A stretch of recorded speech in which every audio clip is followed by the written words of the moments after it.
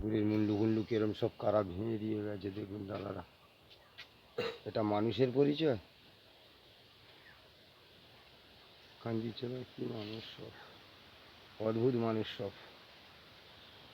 এই দেখুন সব ভেঙে দিয়ে কী করেছে সব, এই সব চাঁদমালা তীরকাঠি সব নন্ডভন্ড করে দিয়েছে।